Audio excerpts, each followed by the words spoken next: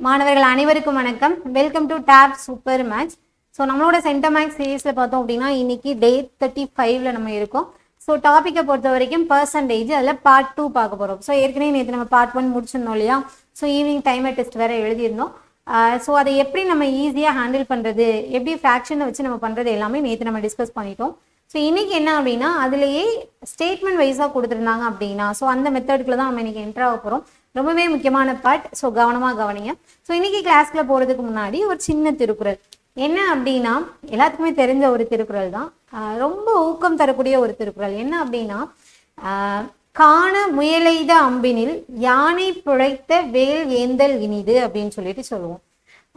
என்னன்னா ஒரு முயல் வேட்டைக்கு போயிட்டு குறி தவறாம முயலை அடிச்சுட்டு வர்றதை காட்டிலும் யானை வேட்டைக்கு போயிட்டு அதில் தோத்துட்டு வந்தால் கூட பிரச்சனை இல்லை அப்படிங்கிற மாதிரி சொல்லுவாங்க. நார்மலாக சொல்லணும் அப்படின்னா நான் பூனைக்கு தலையா இருக்கிறத விட சிங்கத்துக்கு வாழா இருக்கிறதே பெருமை நினைக்கிறேன்னு சொல்லிட்டு ஒரு டைலாக் கேள்விப்பட்டிருக்கீங்களா? அதுதான்.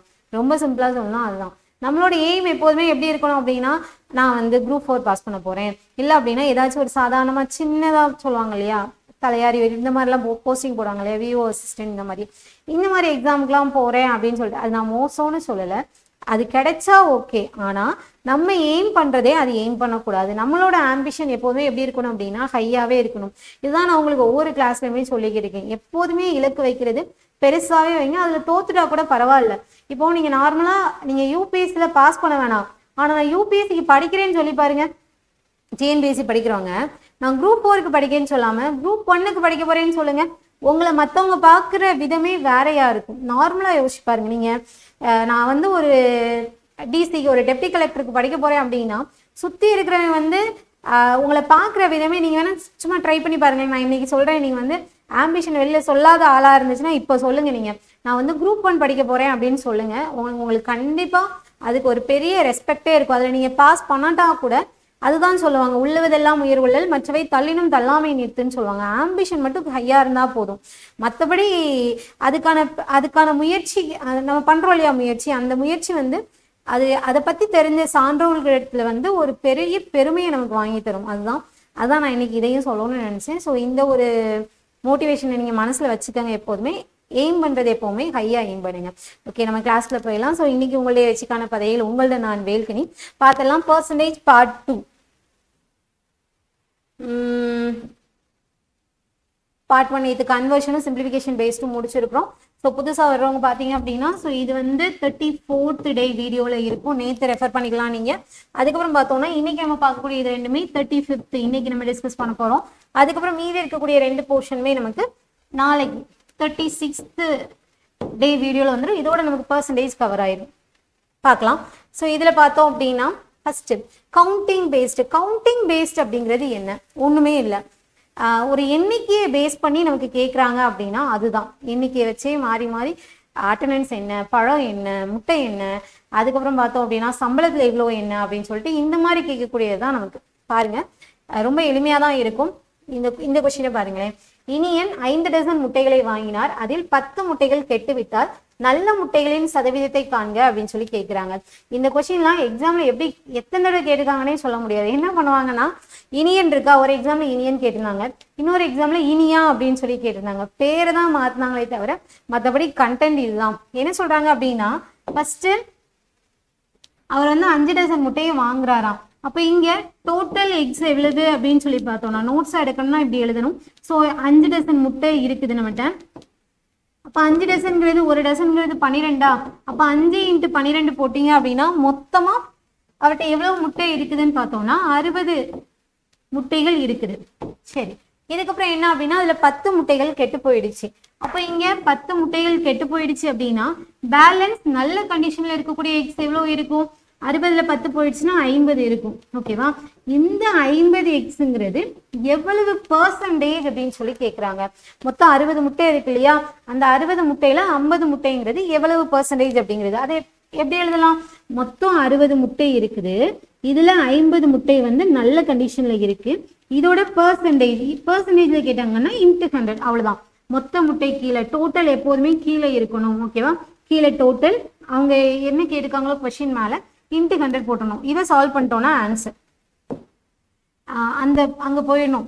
ஒரு நாளில் 10 மணி நேரங்கிறது எத்தனை சதவீதம்? அதே மாதிரி தான் 0க்கு 0 கேன்சல். இங்கே 3 இங்கே 5 போட்டுக்கலாம். இங்கே மல்டிப்ளை பண்ணோம்னா 250 வந்துடும் டிவைடட் பை 3. இங்கே சால்வ் பண்ணோம்னா 8 மிச்சம் 1 3 இங்கே 1/3%. 1/3%. அவ்வளோதான்.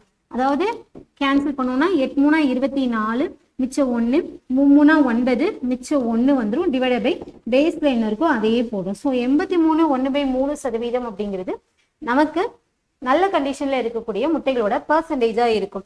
ஸோ எண்ணிக்கை கொடுத்துட்டு பர்சன்டேஜ் கேட்குறாங்க. அடுத்த கொஸ்டின் பார்க்கலாம். ஸோ அடுத்த கொஸ்டின் என்னன்னா, ஒரு பள்ளியில் 76% மாணவர்கள் ஆண்கள், 76% மாணவர்கள் பாய்ஸா, பெண்களின் எண்ணிக்கை 204ன்னு கொடுத்துருக்காங்க. அந்த பள்ளியின் மாணவர்களின் மொத்த எண்ணிக்கை என்னன்னு கேட்குறாங்க. டோட்டல் கவுண்ட் என்ன அப்படிங்கிறது தான் நமக்கான கேள்வி. அப்போ இதை எப்படி கண்டுபிடிக்கலாம்னா பாருங்களேன், மாணவர்களோட சதவீதம் கொடுத்துருக்குறாங்க.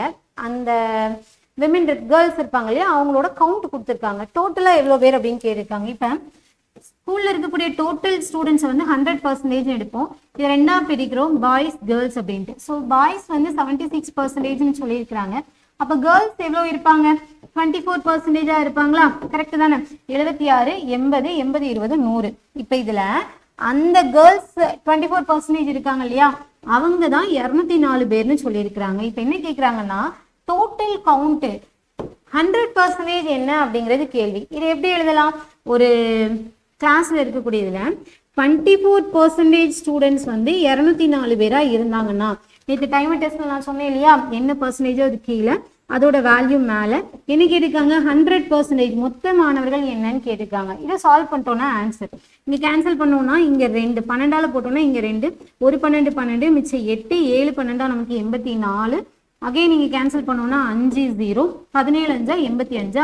ஸோ 50 35 85 850. ஸோ இப்போ டோட்டல் நம்பர் ஆஃப் ஸ்டூடெண்ட்ஸ் எவ்வளவு அப்படின்னு சொல்லி பார்த்தோம்னா 850 கிடைக்கும். ஸோ ஆன்சர் என்ன அப்படின்னா 850. இது சரியா அப்படிங்கிறத நம்ம எப்படி செக் பண்ணலாம்? இப்போ இங்கே 24% பேர் வந்து 204ன்னு கிடைச்சிருக்கா. அப்போ அதே மாதிரி இந்த 850க்கு 76% கண்டுபிடிக்கணும்.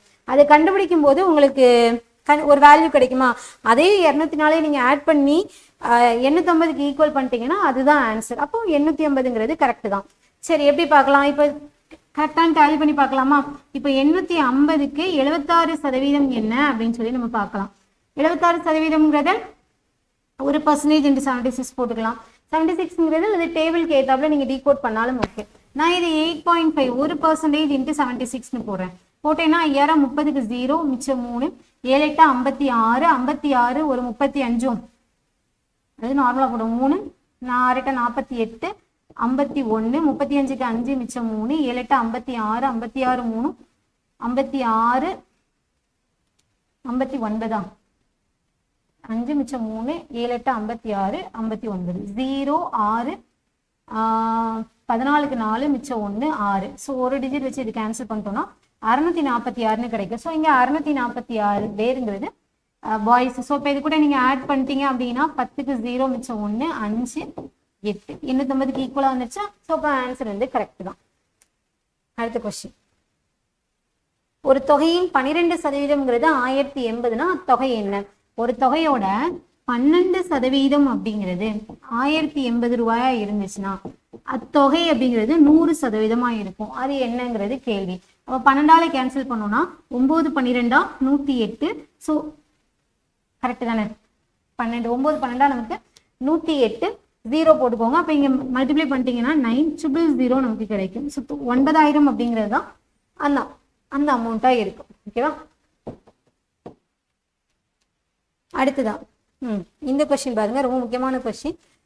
ஒரு தலைமையை தேர்ந்தெடுக்கும் தேர்தலில் A மற்றும் B ஆகிய இரு நபர்களில் A ஆனவர் 192 வாக்குகள் வித்தியாசத்தில், இதுதான் இங்க முக்கியம், A wins by a margin of 192 votes சொல்லியிருக்காங்க, வித்தியாசத்தில் வெற்றி பெற்றார்.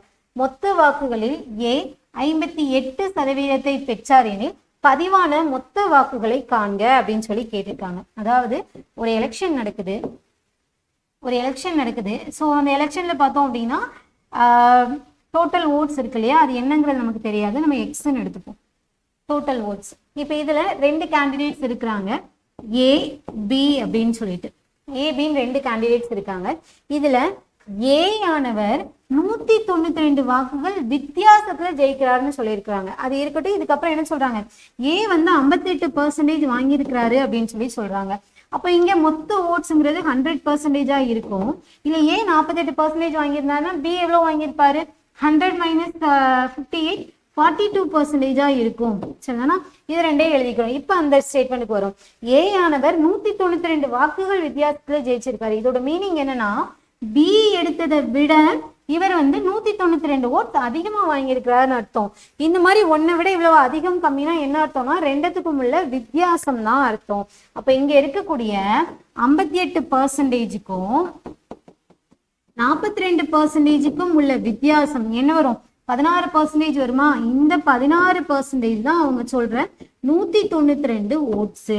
அப்ப 100% மொத்த ஓட்ஸ். அது என்ன அப்படிங்கிறது கேள்வி. இங்க இதுதான் நமக்கு தெரியணும். ஸோ இவங்க சொல்ற இந்த டிஃபரன்ஸ் அப்படிங்கிறது இந்த 2%க்கு இடையில இருக்கக்கூடிய டிஃபரன்ஸா எடுத்துட்டு நம்ம அப்படியே போட்டுற வேண்டியதுதான். ஓகே. அப்ப இதுல அவங்க சொல்ற இந்த வித்தியாசம் 16%ங்கிறது 192 ஓட்ஸா இருந்துச்சுன்னா டோட்டல் ஓட்ஸ் எவ்வளவு, இன்ட்டு 100 போடுவோம். 16ஆல கேன்சல் பண்ணோம்னா ஒரு 16 16 மிச்சம் 3 2 16 32. அப்போ 12 இன்ட்டு 100 1200 கிடைக்கும். அப்ப 1200 வாக்குகள் அப்படிங்கிறது ஆன்சர். புரிஞ்சிருக்குன்னு நினைக்கிறேன். அடுத்த கொஸ்டின். திருமதி ராய் தீபாவளிக்காக 44,620க்கு பொருட்கள் வாங்கினார். தீபாவளிக்காக இவ்வளவு ரூபாய்க்கு பொருட்கள் வாங்கியிருக்கிறாங்க. மடிக்கணினி ஒன்றை வாங்கியது 32,764 செலவு செஞ்சிருக்கிறாரு. மொத்த பணத்துல 32% மீதி அவள்கிட்ட இருக்குதாமா. இப்ப என்னன்னா, அவளிடம் இருந்த மொத்த தொகை என்ன அப்படின்னு சொல்லி கேக்குறாங்க. அதாவது ஒரு மொத்த அமௌண்ட் என்னன்னு கேக்குறாங்க இல்லையா, அது 100%. அது என்னன்னு தெரியாது, அதுதான் நம்ம கண்டுபிடிக்க போறோம். சரி, இப்ப இதை ரெண்டா பிரிக்கலாம். செலவு பண்ணது அவங்க கையில இருக்கிறது. அவங்க எவ்வளவு செலவு பண்றாங்க, ஃபர்ஸ்ட் பொருட்கள் வாங்குறதுக்காக 44,620 ரூபாய் செலவு பண்றாங்க. First amount 620. செகண்ட் அமௌண்ட் பார்த்தோம்னா 32,764 செலவு பண்றாங்க. சரி, இது போக அவங்ககிட்ட எவ்வளவு இருக்குது அப்படின்னா 32% இருக்குது. இப்ப என்னன்னா, மொத்த அமௌண்ட் 100% என்ன அப்படின்னு சொல்லி கேக்குறாங்க. அப்ப என்ன பண்ணலாம் அப்படின்னா, இப்ப இவங்க இந்த ரெண்டு செலவையும் நம்ம ஆட் பண்ணோம்னா ஒரு பர்டிகுலர் பர்சன்டேஜ்க்கு ஈக்குவலா இருக்குமா? எவ்வளவு பர்சன்டேஜ்க்கு ஈக்குவலா இருக்கும்னா, 100%த்துல அவங்க கையில இருக்குது 32%. அப்ப அவங்க செலவு பண்ணது எவ்வளவு பர்சன்டேஜ் இருக்கும்னா 100 மைனஸ் 32 போட்டலாமா? 100 மைனஸ் 32 போட்டோம்னா மீதி 68% இருக்கும். 68%, 68, 70, 100, மீதி 68% இருக்கும். அப்ப இந்த 68% தான் நமக்கு இந்த அமௌண்டா இருக்கும். அப்ப 100% என்ன அப்படிங்கறது எளிமையாவே போட்டுடலாம். புரியுது இல்லையா? அப்ப இங்க நம்ம ஆட் பண்ணுவோம். இதை இங்க ஆட் பண்ணோம்னா இங்க 4, இங்க 8, இங்க 13க்கு 3 மிச்சம் 1, 6 1 7, இங்க 7 இருக்குது இல்லையா? இப்ப இங்க இது வந்து 68%க்கு ஈக்குவல். எப்படி எழுதணும்னு சொல்லியிருக்கிறோம். 68% அப்படிங்கிறது 77,384 ரூபாயா இருந்துச்சுன்னா 100%ங்கிறது எவ்வளவா இருக்கும்? கட் பண்ணிடலாமா? 2ஆல கேன்சல், 8ல முடியுது, 84, 4ஆலே கேன்சல் ஆகும், 32, இங்க ஓகே, ஒரு நாள் 4 மிச்சம் 2 7, இங்க போட்டோம்னா ஒரு நாள் 4 மிச்சம் 3, 94 36 மிச்சம் 1, 3 முன்னாங்க 12, 12 மிச்சம் 1, 4 16 மிச்சம் 2, 6 போட்டுக்கலாம். 17ஆல தான் கேன்சல் பண்ணி ஆகணும், வேற வழி இல்லை.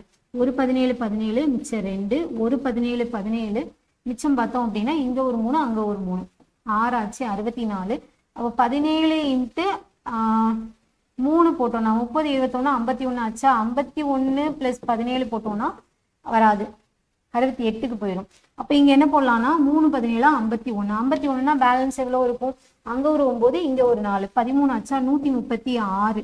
அப்ப இங்க 7, இங்க எதால பெருக்குன்னா 6ல முடியும் அப்படின்னு சொல்லி பார்த்தோம்னா 7 8 56, 56க்கு 6 மிச்சம் 5, 8 8 5 13. அப்ப இங்க 8 போட்டுக்கலாம். ஓகே, அப்ப இங்க பார்க்கும்போது இதை மல்டிப்ளை பண்ணோம்னா 113800 அப்படிங்கிறது நமக்கு அவங்களோட டோட்டல் இன்கமா இருக்கும். சரிதானா? 11,300 சாரி லட்சத்துக்கு போயிருதோ, ஓகே, 1,13,800 ரூபா அப்படிங்கிறது அவங்களோட சேலரியா இருக்கும் அல்லது அவங்களோட இன்கமா இருக்கும்னு வச்சுக்கலாம். இப்படிதான் நம்ம கண்டுபிடிக்கணும். அவங்ககிட்ட என்ன மொத்த தொகை என்ன அப்படின்னா இவ்வளவு அமௌண்ட் தான் இருக்கு. இது எப்படி டேலி பண்ணலாம்? இப்ப இதுல 32% கண்டுபிடிக்கலாம். கண்டுபிடிச்சு இது கூட நம்ம எது கூட இந்த அமௌண்ட் கூட ஆட் பண்ணோம்னா இது வந்துச்சுன்னா ஆன்சர் செக் பண்ணி பார்க்கலாமா? ஸோ இதுக்கு 32% என்ன? 32% எப்படி போடலாம்? 1%, 1,138 இன்ட்டு 32 போடுங்க. போட்டிங்கன்னா 16க்கு 6, 7, 2, 2, 4 மிச்சம் 2, 11க்கு 1 மிச்சம் 1, 4, 3. அப்போ இங்கே 6, 11க்கு 1 மிச்சம் 1, 4, 6, 3. அப்போ இங்கே 36416 36416. இங்கே வேல்யூ பார்த்தோம்னா 77384 ஆட் பண்ணோம்னா 10க்கு 0 மிச்சம் 1, 10க்கு 0 மிச்சம் 1, 8, 13க்கு 3 மிச்சம் 1, 10, 1, 11. டேலி ஆகுதா? அப்போ ஆன்சர் கரெக்ட் தான். இப்படிதான் கண்டுபிடிக்கணும். புரியுது தானே எப்படி அப்படின்ட்டு? இதே மாதிரி நிறைய கொடுப்பாங்க. ஒருத்தர் ஒரு இதில் இன்வெஸ்ட் பண்ணுறாரு. இன்வெஸ்ட் பண்ணுறதுக்கு அவர்கிட்ட மொத்த பணம் என்னன்னு கேட்டுப்பாங்க. ஸோ இதில் ஒரு 10% ஏதோ ஒரு தொழிற்சாலை வைக்கிறான்னு வச்சுக்கோங்களேன். இல்லை ஒரு 10% ரா மெட்டீரியல்ஸ் கொடுக்குறாரு. இதில் ஒரு 20% பில்டிங் கொடுக்குறாரு. இதில் ஒரு 15-20% டிரான்ஸ்போர்ட்டேஷனுக்கு கொடுக்குறாரு. அப்புறம் லேபர் சார்ஜ் கொடுக்குறாரு. எல்லாம் கொடுத்துட்டு கடைசி அவர் கையில் ஒரு 60,000 பணம் இருக்குது. அப்போ அவரோட மொத்த முதலீடு என்ன அப்படின்னு சொல்லி கொஸ்டின் கேட்பாங்க. அப்போ என்ன அர்த்தம்னா மொத்த முதலீடுங்கிறது 100%. இதுலேருந்து இவங்க பிரிக்கிறது எல்லாத்தையும் ஒன்றா சேர்த்துட்டு அப்போ இங்கே ஒரு 80% கிடைக்குதுன்னு வச்சுக்கோங்களேன். மீதி அவர் கையில் ஒரு பணம் சொல்லியிருப்பாங்க. இந்த இருக்கு இல்லையா, அந்த மாதிரி இங்கே பர்சன்டேஜ் கொடுத்த மாதிரி இங்கே பணம் கொடுத்துருப்பாங்க. அப்போ அந்த மீதி இதெல்லாம் பர்சன்டேஜ்லாம் ஆட் பண்ணிட்டு அந்த கிடைக்கக்கூடிய மீதி 100லேருந்து மைனஸ் பண்ணுற பர்சன்டேஜ் தான் இந்த அமௌண்ட்டுக்கு ஈக்குவலாக இருக்கும். அப்போ 100% என்ன அப்படிங்கிறத கண்டுபிடிச்சலாம். நான் உங்களுக்கு டைமர் டெஸ்ட்டில் கொடுக்குறேன். இந்த மாதிரி இப்படி தான் கண்டுபிடிக்கணும். இதுக்கப்புறமா அடுத்த கொஸ்டின். 15 லிட்டர் கலவையில் 20% ஆல்கஹாலும் மீதி தண்ணீரும் உள்ளது. அதில் 3 லிட்டர் தண்ணீர் கலக்கும் போது புதிய கலவையில் எத்தனை சதவீதம் ஆல்கஹால் இருக்கும் அப்படின்னு சொல்லி கேட்குறாங்க. அதாவது ஒரு மிக்சர் இருக்குது, 15 லிட்டர் கலவை, இதுல 20% ஆல்கஹால் இருக்குது, மீதி தண்ணீர்னு சொல்லியிருக்கிறாங்க. அப்ப இங்க மொத்த கலவைங்கிறது 100% இருக்கும். அதுல 20% இங்க போயிடுச்சுன்னா மீதி 80% நமக்கு தண்ணியா இருக்கும். இப்ப இதுல என்ன சொல்றாங்க, இதுல 3 லிட்டர் தண்ணி இன்னும் கலந்தோம்னா, இதுல இன்னும் 3 லிட்டர் தண்ணி கலந்தோம் அப்படின்னா புதிய கலவையில எத்தனை சதவீதம் ஆல்கஹால் இருக்கும்னு கேட்குறாங்க. அதாவது சதவீதம் 20% தான் இங்க ஃபர்ஸ்ட் இருக்கிறது.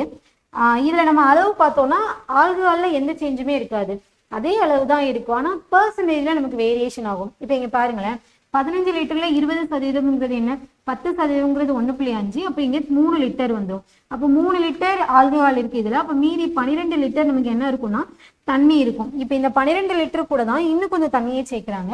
அப்போ இங்க இது என்னவா மாறிடும், 15 லிட்டரா மாறிடுமா தண்ணி. 12 லிட்டர் கூட 3 லிட்டர் சேர்க்கும் போது 15 லிட்டரா மாறிடும். ஆனா ஆல்கஹால் அதே ஆல்கஹால் தான். அப்ப எப்படி பர்சன்டேஜ் வேரி ஆகும் அப்படின்னு சொல்லி பார்த்தோம்னா, ஒரு சின்ன எக்ஸாம்பிள், நம்ம கடையில் போய் பால் பாக்கெட் வாங்கிட்டு வரோம். இப்போ ஒரு பால் பாக்கெட் எடுத்துட்டு நம்ம அது கூட 1 டம்ளர் தண்ணி சேர்த்தோம்னா கொஞ்சம் திக்னஸாக இருக்கும். ஃபர்ஸ்ட் தண்ணியே சேர்க்காம நல்ல திக்னஸாக இருக்கும். 1 டம்ளர் தண்ணி சேர்த்தோம் அப்படின்னா கொஞ்சம் திக்னஸ் குறையும். இதே மாதிரி ஒரு 3 டம்ளர் சேர்த்தோம் அப்படின்னா டைல்யூட் ஆயிரும் ஃபுல்லா, அப்படிதானே? அப்போ இங்க என்னன்னா அதே பால் தான், ஆனால் அதோட கான்சன்ட்ரேஷன் அளவுங்கிறது மாறும்.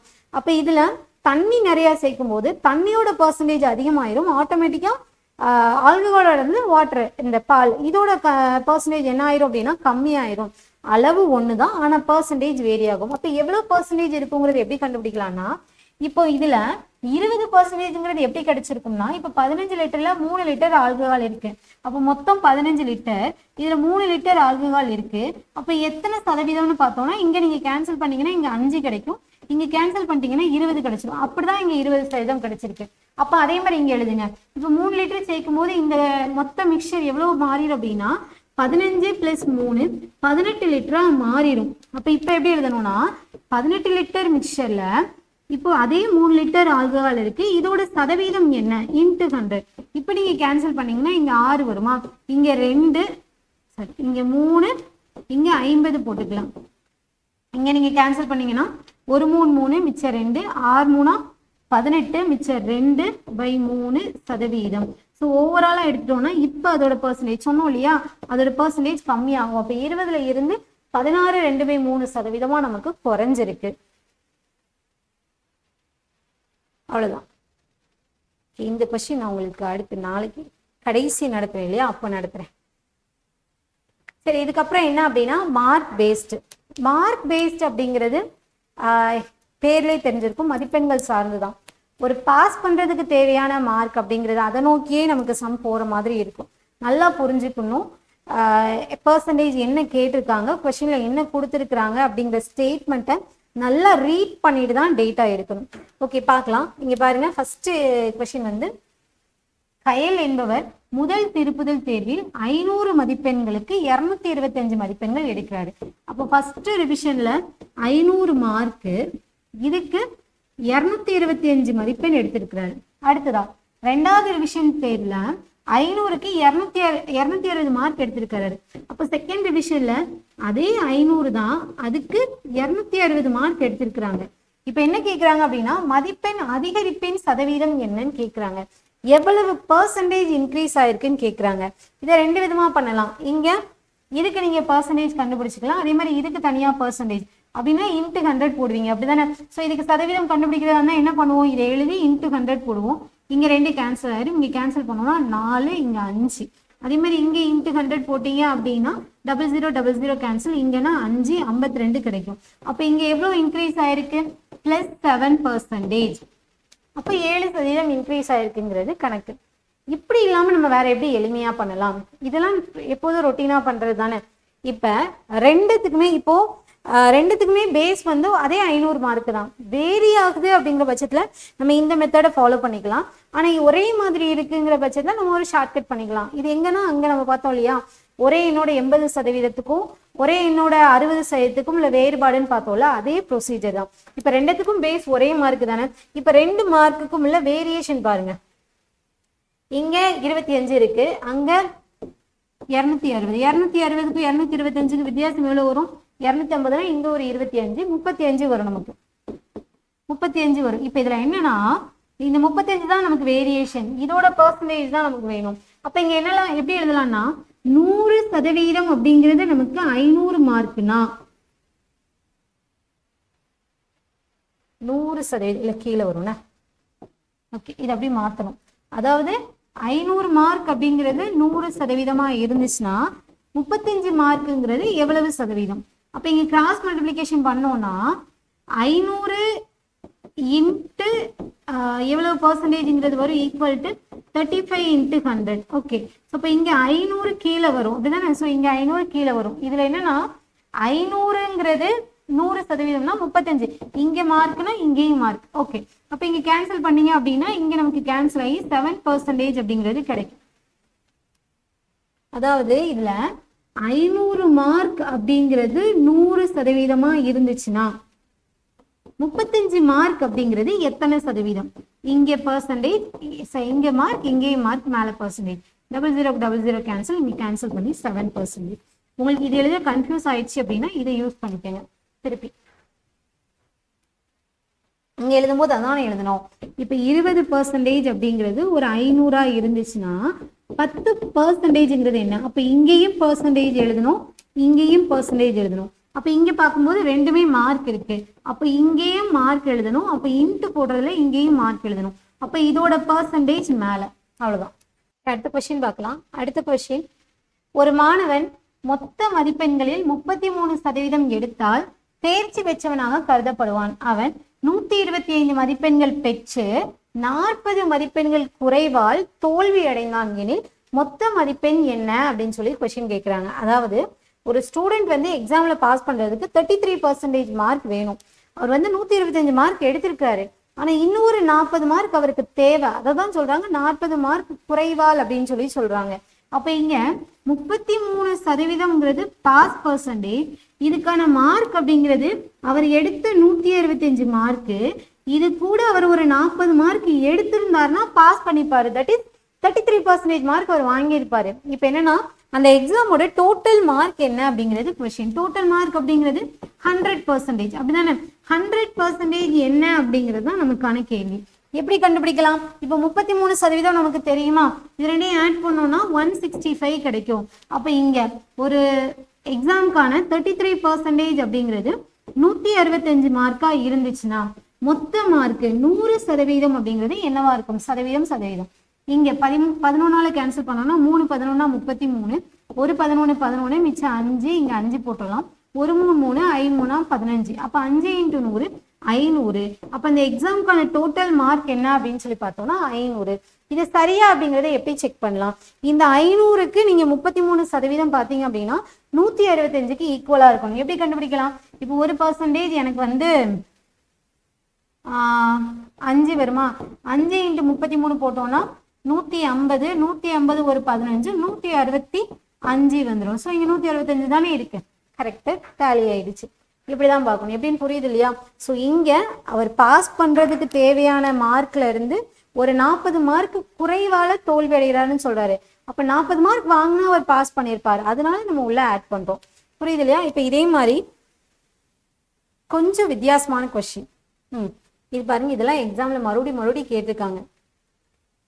இங்க ஏ என்பவர் அதிகபட்ச மதிப்பெண்களில் 33% பெற்றதால், அதிகபட்ச மதிப்பெண்கள் அப்படிங்கிறது மேக்சிமம் மார்க். இப்போ ஒரு 500 மார்க் இல்ல 600 மார்க் இருக்கு அப்படின்னா அதுல 33% தேர்ச்சி பெறுவதற்கு 33% அவர் வாங்கியிருக்கிறாரு. அடுத்து என்ன கதை சொல்றாங்க பாருங்க. தேர்ச்சி பெறுவதற்கு 15 மதிப்பெண்கள் குறைவாக பெற்றார்னு சொல்றாங்க. அப்ப இங்க 33%ங்கிறது பாஸ் பர்சன்டேஜ் இல்ல. ஏன்னா அவர் 33% வாங்கியிருக்கிறாரு. ஆனா இன்னும் ஒரு 15 மார்க் அவருக்கு இருந்தாதான் அவர் வந்து பாஸ் பண்ணியிருக்க முடியும். 15 மார்க் குறைவால் அவர் வந்து பாஸ் பண்ணல அப்படிங்கிற மாதிரி சொல்றாங்க.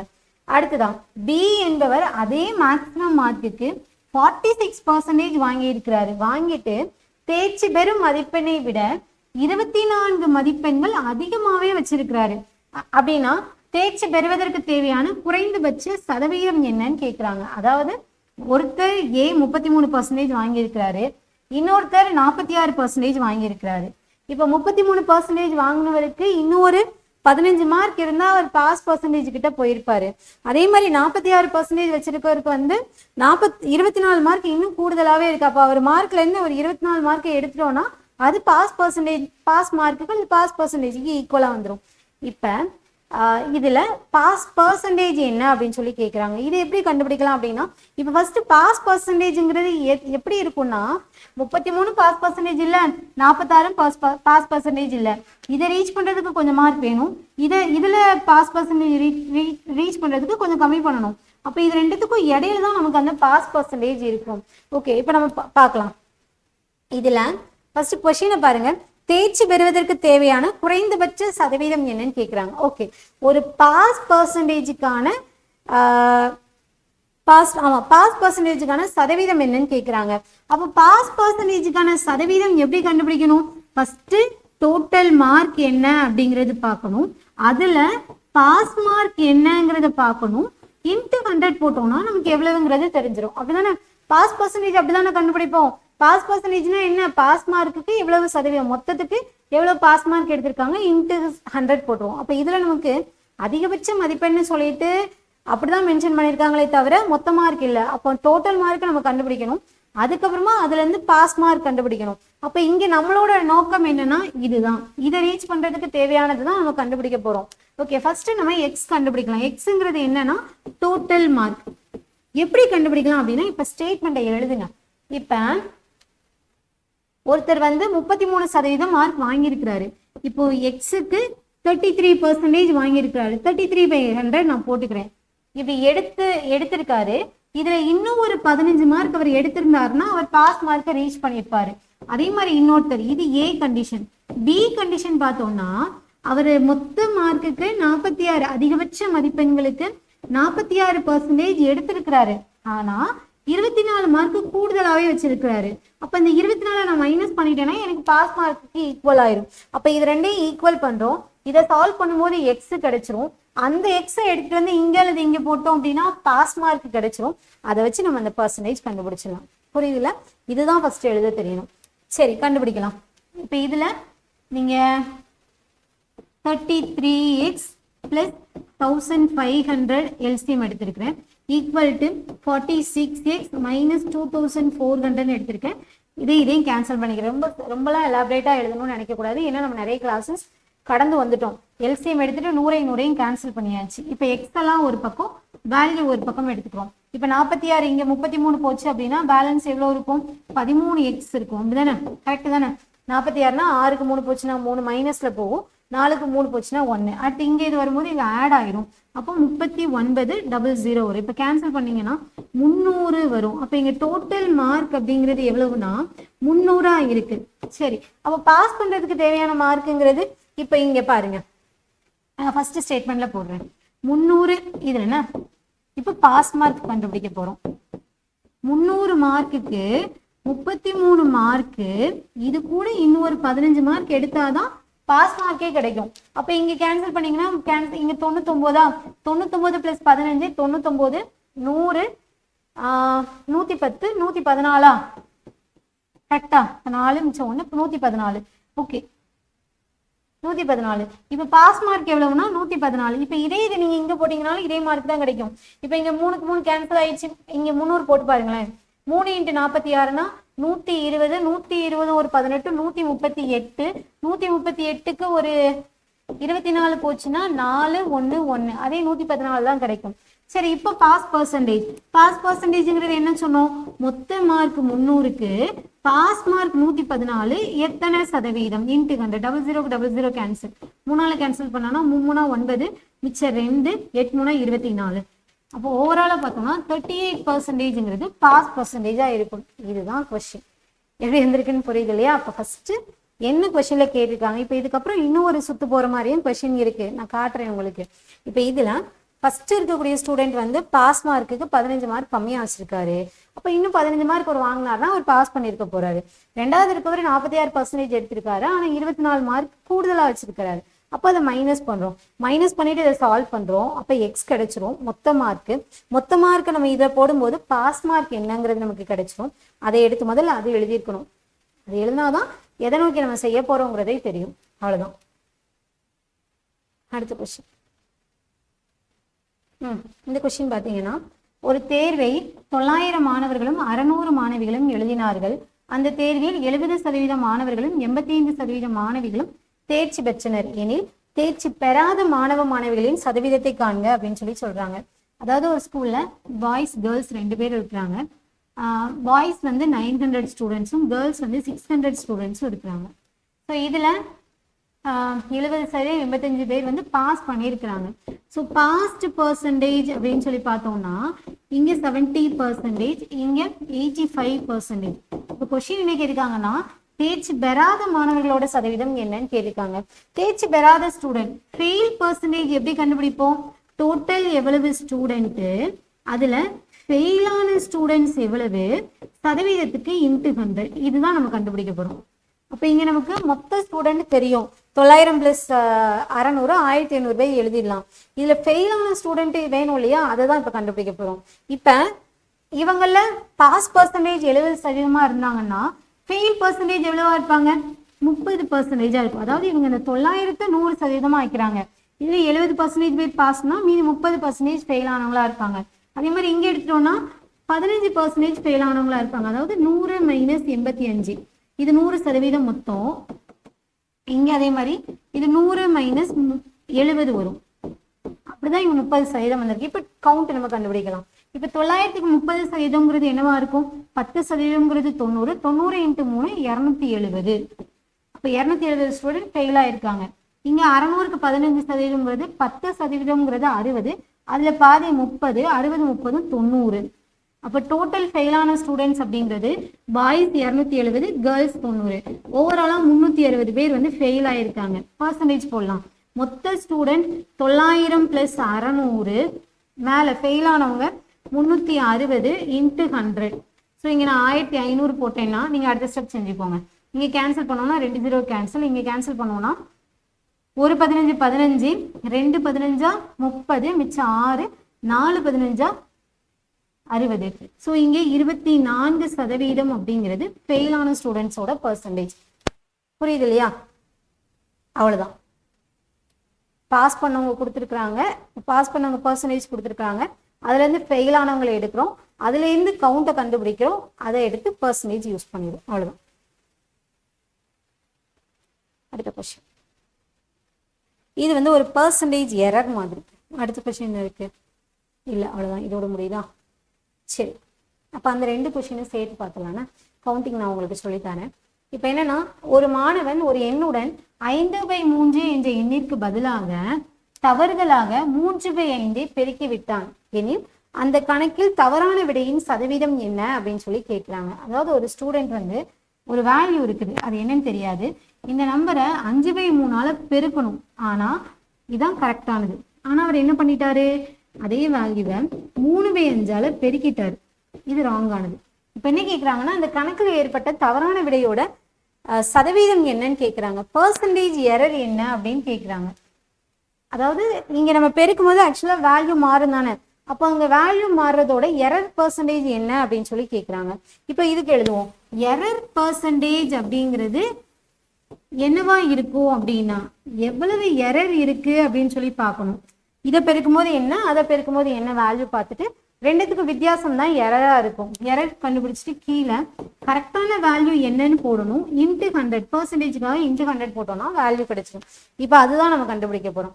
சரி, இப்போ அதை எப்படி கண்டுபிடிக்கிறது அப்படின்னா, இங்க எக்ஸ்போர்ட்லாம் பண்ணிக்கிட்டு இருக்கோம், அப்புறம் எப்படி நம்ம கண்டுபிடிக்க முடியும், எக்ஸாலேயே சுத்திக்கிட்டே அந்த மாதிரி வரும். இப்போ இதுக்கு என்ன பண்ணலாம் அப்படின்னா, ஒரு சொல்யூஷன் இருக்கு. அதாவது இங்க பர்சன்டேஜ் எரர் தானே கேட்குறாங்க, நம்ம இங்க இந்த எக்ஸுக்கு பதிலாக ஏதாவது ஒரு வேல்யூ அஷ்யூம் பண்ணிக்கலாம். என்ன வேல்யூ அஷ்யூம் பண்ணலாம் அப்படின்னா, எதுனாலும் நீங்க எடுத்துக்கலாம் தாராளமா.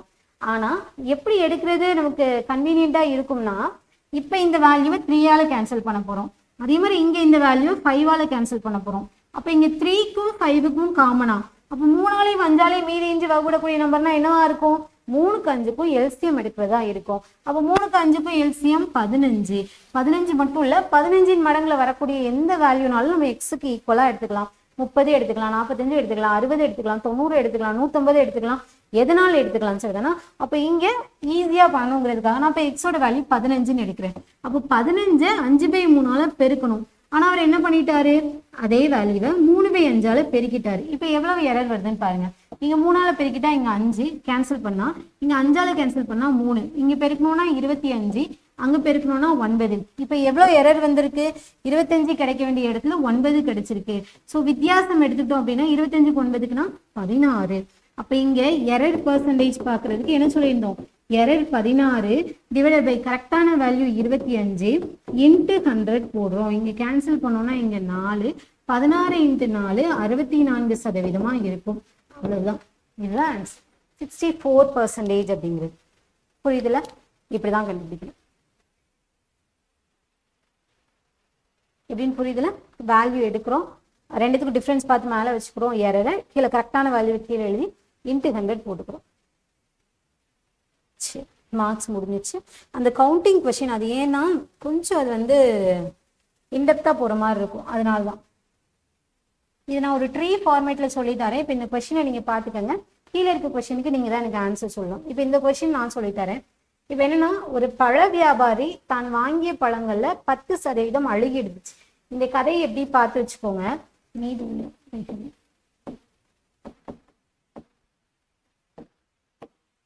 மீதி உள்ளவைகளில் 33.1/3% மாம்பழங்களை அவர் விற்று விட்டார். 33.1/3%னா 1/3 ஃபிராக்ஷனுக்கு ஈக்குவலா ஞாபகம் வச்சுக்கோங்க. விற்று விட்டார். தற்போது 240 மாம்பழங்கள் அவரிடம் இருக்கின்றன எனில் முதலில் அவர் வாங்கிய மொத்த பழங்களின் எண்ணிக்கை என்ன அப்படின்னு சொல்லி கேட்கிறாங்க. அதாவது ஒரு பழ வியாபாரி 100% பழம் வாங்கிட்டு வருவார், அப்படிதானே? சரி, இப்போ இதுதான் நமக்கான கேள்வி. இதை இப்படி ட்ரீ ஃபார்மேட்லேயே படிச்சுக்கோங்க. இப்போ இதுல 10% அழுகிடுச்சு, அப்போ மீதி 90% நல்ல கண்டிஷன்ல இருக்கும். இந்த 90% அவர் என்ன பண்றாருன்னா விற்கிறாரு. இப்போ இந்த 90%ங்கிறது நமக்கு 100% ஆயிரும். எப்படின்னா, இப்போ ஒரு கிளாஸ்ல ஒரு 600 பேர் இருக்கிறாங்க. இந்த 600 பேர்ல ஒரு டெஸ்ட் நடக்குது, 500 பேர் தான் வந்திருக்கிறாங்க. அப்போ பாஸ் பர்சன்டேஜ் எவ்வளவுன்னு சொன்னோம்னா என்ன சொல்லுவோம், டெஸ்ட் எழுதின 500 பேருக்கு தான் எவ்வளவுன்னு சொல்லுவோம், அப்படிதானே? அதே மாதிரி தான் பழம் எல்லாம் வாங்கினாலும் எவ்வளவு பழம் வித்தோம் அப்படின்னா நல்ல பழத்துல இருந்து தான் வித்த சதவீதம் சொல்லுவோம். அதே மாதிரிதான் இங்க 90% நமக்கு 100% எடுத்துட்டு, இப்ப இதுல என்ன சொல்றாங்கன்னா, இதை நான் இதுக்கு ஈக்குவலண்டான பின்னம் எடுத்திருக்கேன். 33 1/3% வித்துட்டாரு. தட் இஸ் 3ல் 1 பங்கு அவர் வித்துட்டாரு. அப்ப மீதி அவர் கையில எவ்வளவு இருக்கும்? 3ல் 1 பங்கு வித்துட்டாருன்னா 3ல் 2 பங்கு அவர் கையில இருக்கும். இப்ப என்ன சொல்றாங்கன்னா அவர் கையில இருக்கக்கூடிய பழம் தான் 240 அப்படின்னு சொல்லி சொல்றாங்க. ஓகேவா? இப்ப எப்படியாச்சும் ஒரு கவுண்ட் கொடுத்துருவாங்க நமக்கு. அப்ப இங்க என்ன பண்றோம் அப்படின்னா இங்க 100% பழத்துல இதை நம்ம எக்ஸ்ன்னு எடுத்துக்கிறோம். ஓகேவா? அதான் நமக்கு தெரியாதுல்ல. ஸோ இந்த எக்ஸ்ல 90% நல்ல பழம், இதுல 1/3 வித்தாச்சு, 2/3 இருக்கு, இதோட வேல்யூ 240. இப்போ இதெல்லாம் நீங்க சேர்த்து எழுதுனீங்க அப்படின்னா எக்ஸோட வேல்யூ கிடைச்சிடும். அதை நம்ம 240க்கு ஈக்குவல் பண்ண போறோம். இப்போ மொத்த பழத்துல 90%த்துல இன்ட்டு 2/3 போட்டிருக்கோம் ஈக்குவல். மீதி இருக்கக்கூடிய பழம் தான் நமக்கு எதுக்கு ஈக்குவல்னா 240க்கு ஈக்குவல். அப்போ எக்ஸோட வேல்யூ என்ன கண்டுபிடிக்கலாமா? 3ஆல் 0க்கு 0 கேன்சல், 3ஆல் கேன்சல் பண்ணோம்னா இங்கே 3. அகெயின் நம்ம இங்கே கேன்சல் பண்ணும்போது 2ஆல் கேன்சல் பண்ணோம்னா இங்கே 5 வந்துடும். இங்கே 3ஆல் கேன்சல் பண்ணோம்னா 8 0. அப்போ 80 × 5.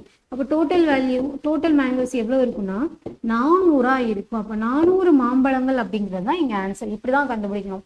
மொத்தம் எவ்வளவுங்கிறது மேலே எழுதிடணும். அதை 2ஆ பிரிக்கிறோம். 10% அழுகிடுச்சு, மீதி 90% இருக்கு. அதுல 2ஆ பிரிக்கிறோம். அவர் வித்தது, அவர் விற்காது. இது வந்து குட் இது வந்து டேமேஜ் ஆனது, இது நல்ல கண்டிஷன்ல இருக்குது. இது வந்து சோல்டு, இது வந்து அன்சோல்டு.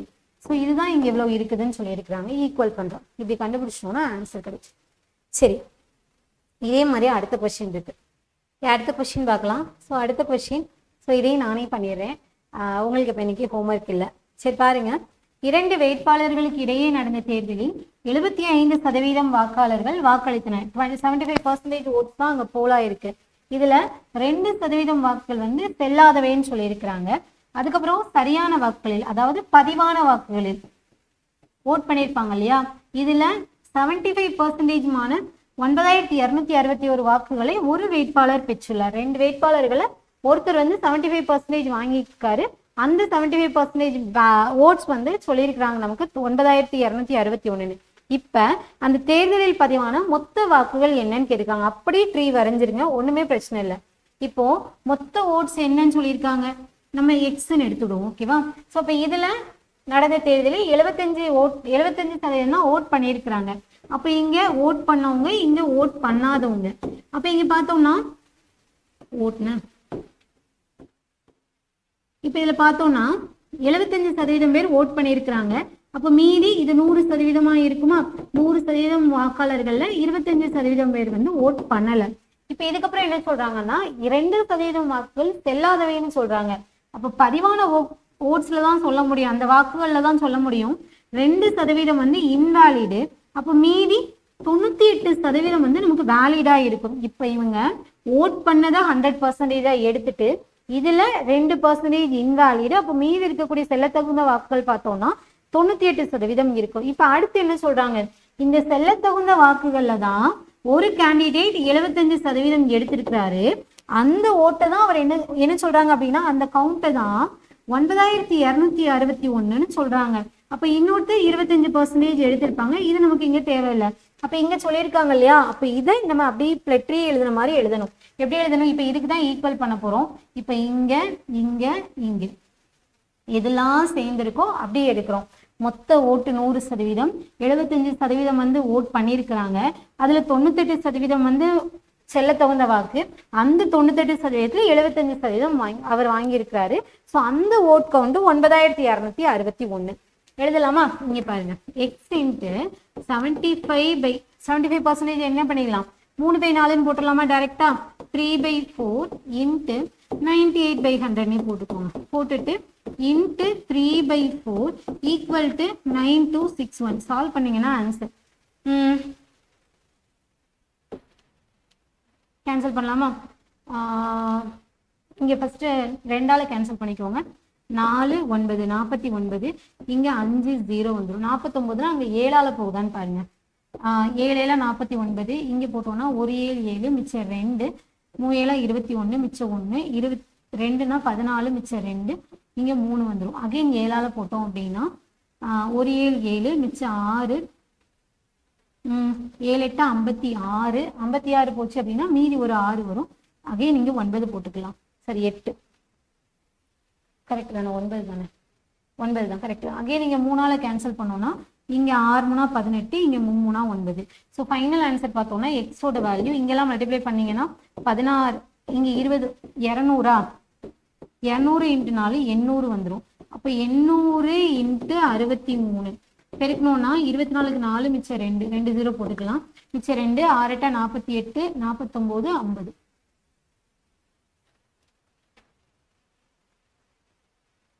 இருபது 200 × 4 200 × 4 4 8 இங்கே 63 3 8 24 4 மிச்சம் 2 6 8 48 48 49 50.